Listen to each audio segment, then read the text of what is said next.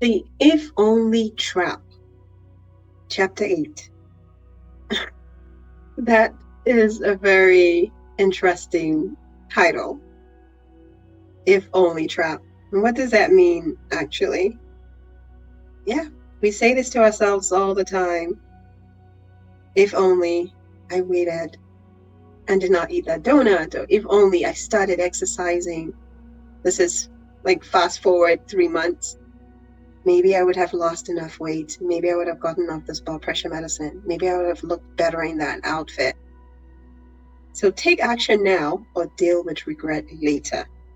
It's the same way they tell us, if you do not make time for wellness now, you'll be forced to make time for illness. And we don't want that. We want to be well. We want to stay well. So we want to live in the moment, in the now. We don't want the all or nothing mentality that keeps us from doing anything, that keeps us from moving just an inch further. We spoke a few chapters earlier about motivation. And if we rely on motivation, we're not going to do anything, because sometimes it's strong, sometimes it's not. We just have to rely on the fact that we're looking at ourselves fast forward 6 months, what you're going to feel like, what you're going to look like. Healthier, less weight, less joint issues. You look ahead. This is what I'm going to look like. You have to encourage yourself. If you have to put a picture on your fridge or by your bedside, you want to stay strong. And most importantly, you want to avoid the sabotage. I was an expert of sabotaging myself. I would sabotage myself by telling myself that, I can do this. And then later I'll tell myself, well, it's not big enough, or I can do all of them. 3, 4 things. And then I get stressed and I drop all of them because I'm not making any leadway. So we don't want to sabotage ourselves at all. Now, before we get to that, I want you to pay attention to when you set a goal. Is it short term or is it long term? A lot of times we want things to be immediate. We want to lose the 20 pounds or 40 pounds in 2 months or less than that because we have a wedding coming up. But are we realistic? We didn't put all the weight all in one day. It's going to take time to fall off. So we need to be realistic with ourselves. We have to be true to ourselves.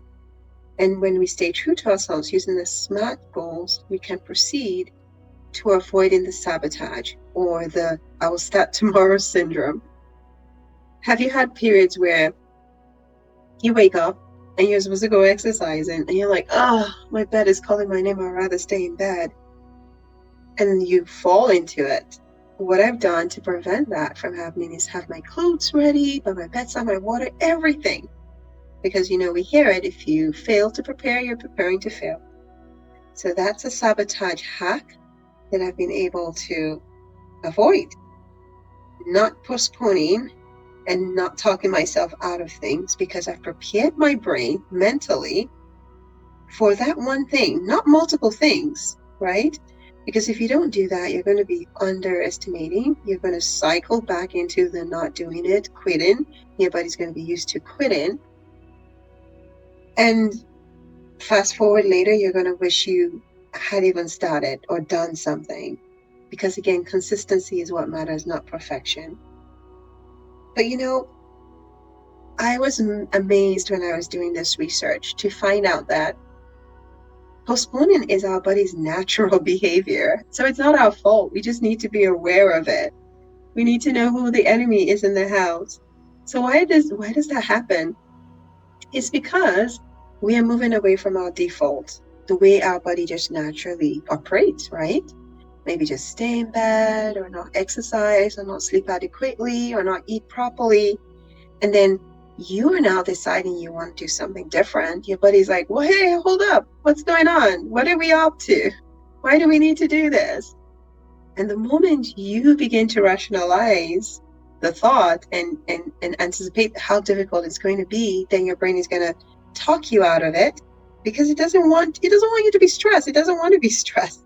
It's like you stressing your brain is stressing the brain. So you definitely want to be aware of all these things. I used to think it was just not me not having willpower, but it was really about minimizing my stress level and understanding that my body will naturally want to go to default. So I have to be very strategic and intentional about how I keep myself on goal and on task. First, we have to divide and conquer, right? So let me tell you a story. So I usually drink water. I've gotten the habit of drinking water first thing in the morning. I have it by my bedside, 4 ounces, 4 cups rather. So about, that's times 8, 32 ounces. And I will drink that. And then maybe the second half, I mean, I'm automatic with the first one. The second one, I always have to remind myself. But then I now fell in love with this bottle that was so big, like the full gallon, because I was trying to drink a whole gallon.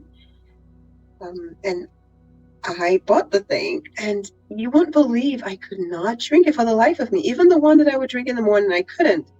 And that was because in my mind, it was too big. So I needed to break it down into smaller containers, back to what I used to do. So be aware of what your challenges are. Be aware of what the setbacks are. The goal could be the same, but the way you get to it could be different. So that was one thing that I was doing. I needed to divide and conquer and make things smaller. Don't do too many things all at the same time. Take breaks, reflect on what you're doing, right? Again, remember, lifestyle medicine is a test. It's lifelong. It's not like you arrive. As long as we live on this earth, we are going to constantly do our best to be healthy, right? Because we have a lot of variables, a lot of forces. So we need to make things as simple and easy. We have to make it easy for the brain to comprehend and to follow through. So that's the approach that I would encourage you to take. Small bites, be reflective, and if you have to readjust, go ahead and do that. Don't have inaction, because inaction creates a habit and you will not even start, and you would feel like the wagon, you're struggling to get back on the wagon. You have to keep doing it, even if it is 2 minutes instead of 5, even if it's 30 minutes instead of an hour. Don't get into inaction. Do something, because that's what's going to trigger you. It's going to make you feel accomplished. Just like I heard a long time ago, that when you wake up in the morning, the best thing you can do for yourself is lay your bed, because it gives you a sense of accomplishment. So that's what I would like for you to do today. I want you to pay attention to those things that have slowed you down, those things that have kept you from doing what you need to do, and has kept you saying the if only trap, if only I'm more strong-willed, if only I could stick to this. You can. You just have to have your strategies in place. Thank you for listening. We have one more chapter, and then we'll wrap it up. Take care. God bless.